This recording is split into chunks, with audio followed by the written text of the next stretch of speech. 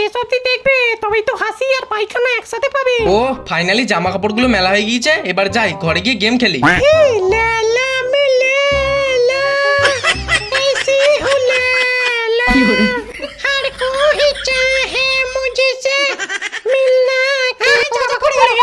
High যা, আমার মালটা পড়ে গেল গো।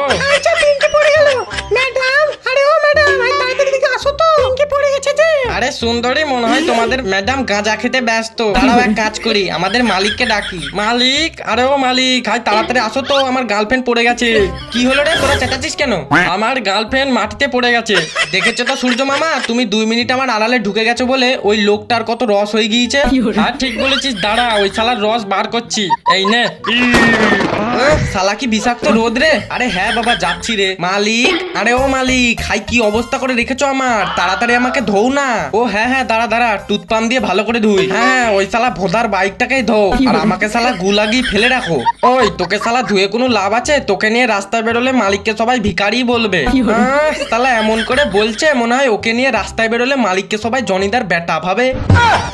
হ্যাঁ ভাবেই তো, বাইকটা নিয়ে রাস্তায় বেরোলে ইয়ং মেয়ে থেকে শুরু করে 100 বছরের বুড়িরাও পুরো ঘুরে ঘুরে দেখে রে। পল্লা তুমি রাস্তায় যা ছাপড়িদের মতো বাইক চালাও, লোকেরা মনে মনে তোমাকে খিস্তি মারে। তোকে অত লোকেদের মনের কথা বলতে হবে না, একটা কথা শুনে নাও মালিক, যবে থেকে তুমি ওই বাইকটাকে কিনেছো না, তবে থেকে ওই শালা তোমার টাকা পয়সার পিছন মেরেই যাচ্ছে। হ্যাঁ এই কথাটা তুই ঠিক বলেছিস। লাগবে না, এমনি এমনি আমাকে চালাবে নাকি? ঠিক আছে তোরা এখানে দাঁড়া, আমি টুথপাম্পটা নিয়ে আসি। চল রে, বাইক ধুতে হবে। মালিক আমাকে সাবধানে চালু করো, নইলে কারেন্ট লেগে বডি হয়ে গেলে না তোমার পুরো সেইখানে শর্ট লেগে যাবে।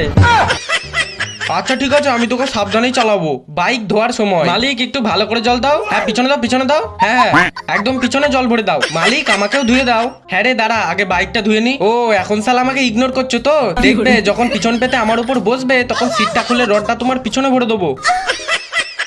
সাইকেলটা ধোয়ার পর অমর শিল্পী তুমি কেমসি স্ট্যান্ড রে শালা, আমি কত সুন্দর একটা কিশোর কুমারের গান করতে যাচ্ছিলাম, তুই শালা আমার গানটা খারাপ করলিস কেন? ঠিক করেছিস শালা, তুইও যেমন পুরনো হেডফোন, তেমন তোর গানগুলো পুরনো পুরনো। তো শালা তোর মতো তো নয় যে ব্যাটারি চার্জ ফুরিয়ে গেলেই গান পোত দিয়ে বেরিয়ে যাবে। শালা তুই কি বলছিস? এমনিতেই তো নিজে চলিস মোবাইলের পেছনে গোজার পর।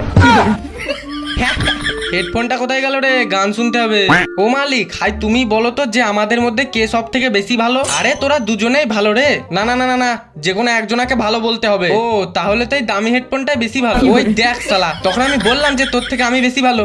আচ্ছা এখন ওই ব্লুটুথ ওয়ালা হেডফোনটা বেশি ভালো তাই তো? দেখবে ও যখন কানের ভেতর ফেটে গিয়ে তোমার সেইটা অবধি ফাটিয়ে দেবে, তখন বুঝতে পারবে যে আমাদের দুজনের মধ্যে কে সব থেকে বেশি ভালো। আরে এটা দামি হেডফোন রে, আমার কিছুই ফাটবে না। সে তুমি যতই বলো না কেন, আমি কিন্তু টিভিতে দেখেছি যে ওই হেডফোনের ভেতর এক ধরনের ব্যাটারি থাকে, আর ওই ব্যাটারিগুলো গরমের সময় গরম হয়ে গিয়ে কানের ভেতর ফেটে যায়।